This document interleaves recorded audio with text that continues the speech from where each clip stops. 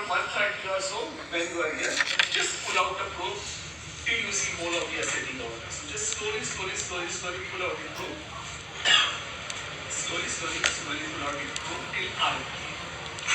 Can you face this, please? So this is the view in which you can see whole of the ascending aorta. You see this? This is whole of the ascending aorta up till RPE. In real life, as it was told to you earlier also in the morning, we see ascending aorta only till RPE. Beyond that, there is something known as blind spot because the trachea bifurcates into the bronchi. Okay, so that one of the this crosses over it, so you cannot see that part of the upper part of the ascending aorta. So this is whole of the ascending aorta. So what are the various measurements that you do which is required?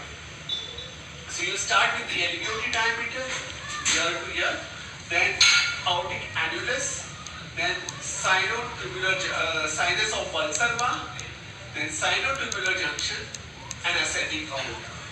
So these are the 5 important diameters which every surgeon as well as travel person, everybody will be requiring. Okay.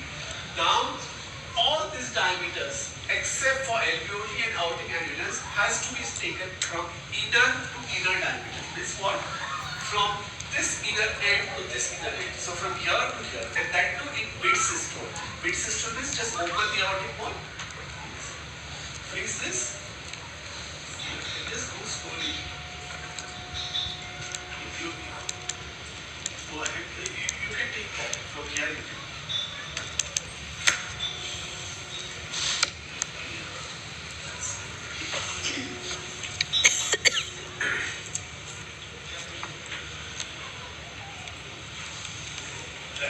So when the aortic wall leaflets are completely open in mid-systole, that time you have to take diameter from this hinge point from this to this. So this is aortic wall annulus. Okay.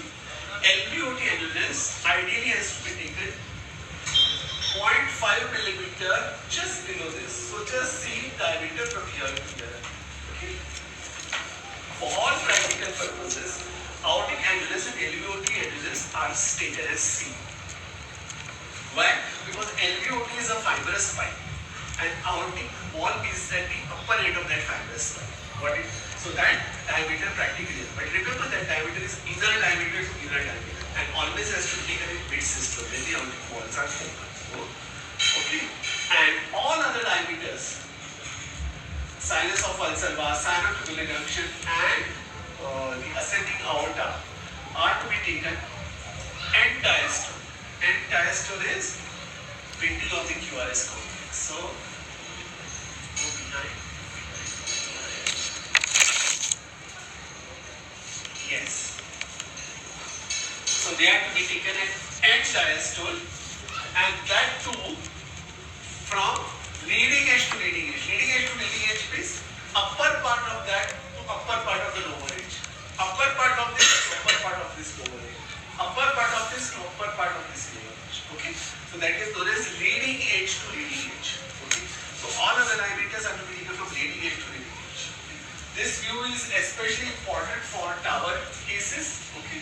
This view is important to know for dissection flaps, to see plaques in the aorta. So lot of good things are there in this view. Okay. So this view you should do in and out. What is this triangular structure? This is RPE. This is aorta. So what is this? This is transverse sepsis. Okay. Got it? Right. So got it? This. Okay. Oh. So once you get this view, right. Now from here we'll go to we are already on 130. So just increase it to 5, 4, so around 135. And what you have to do is you have to go extreme left or extreme counterclockwise. So what I do now, slowly I go extreme counterclockwise. So I'm seeing ascending aorta now. I'm going leftward. Ascending aorta is disappeared. Now I'm seeing LA. Just go further. And you are right. Can you freeze this? Can you understand? Yes. So nothing. This is what? This is nothing but extreme left-sided. So these are two pulmonary areas. Okay. So this is left-sided pulmonary veins. In the morning we saw how to look for right-sided pulmonary veins. So this is both pulmonary veins are seen in one view. So this is left side. Now how to identify which is left superior, left inferior? As follows. So this is here in orthogonal view. So right-sided is right, left superior. This is left inferior. Got it? So this is left-sided pulmonary vein. So pulmonary veins is extreme left substructure. Got it? So pulmonary veins are extremely left-sided structure. So this is left superior and left inferior. Right. So everybody is okay with this view? Right. The one more important aspect of left-sided view is